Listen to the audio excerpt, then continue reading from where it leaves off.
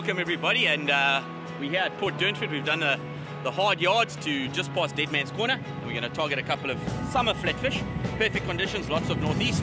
We're going to put some big baits out and send them into the deep and hopefully get a diamond or a honey or something like that. So stay tuned, we're going to show you some action soon. With the evolution of the grinder and the guys fishing with the grinder a lot for the bigger and edibles, I'm using the Windcast 5.5. What we've done is we're using something called the dingle dangle. What it allows you to do is it allows you to streamline your head, clip it and throw it as far as possible. Throws very nice with the grinder. It's going to trim the mackerel head behind the pecs like that. Then I'm just going to make him nice and aerodynamic. Take a bait needle, straight through the middle like that. Okay. Just going to hook my little piece of wire. That's 1.6mm galvanized wire with a little loop on one end, loop on the other end. I'm going to clip that on like that. Just going to pull it through. There we go. See our little stopper on the end there? What that does is that just stops that from pulling through. All I'm going to do is that. Must be nice and tight, otherwise it can come off and it. You can, if you want to, wind up a little bit of cotton there just to hold that in place. And obviously and you can add some fillets on it if you want, but I'm going to throw it exactly like that. I'm going to clip my sinker to there like that, and that's going to go together when you throw.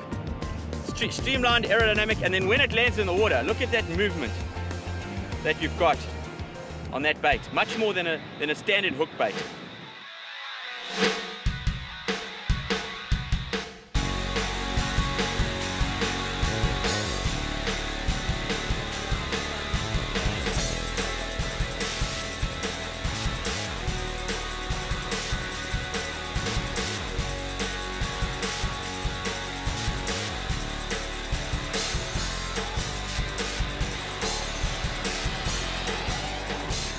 A little bit of the Port Durnford shuffle on the bank there, and I'll tell you what, I might never ever go back to fishing with a multiplier in my life again.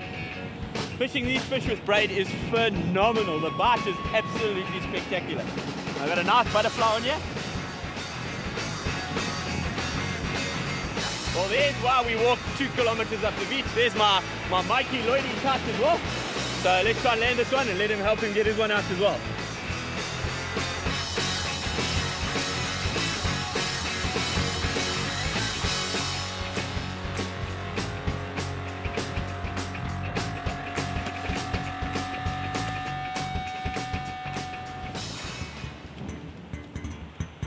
Yes, please!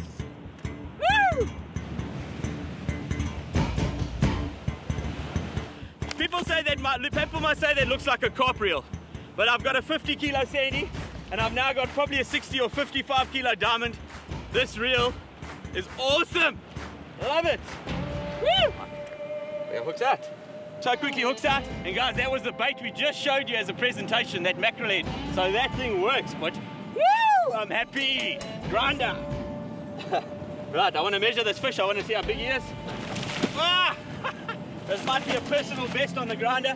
We'll have to wait and see. Well, there you go. Put a shad head out. I finally went on. As we got a pushing tide, the fish is starting to feed now. We've got a diamond skate. And as the tackle we use this sort of style, because I like throwing my baits.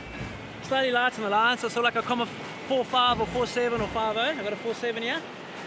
I'm fishing with the side Staffy, my Dawa BG40. Now the reason he's a 40, he's got more than enough line. Just a nicer throwing reel, a little bit narrower. What I'm gonna do is I'll wind onto my leader. Once I'm onto my leader, I can almost trace stick him. Not too much, I don't want to trace parting, but I'll put him on feet like this. 085.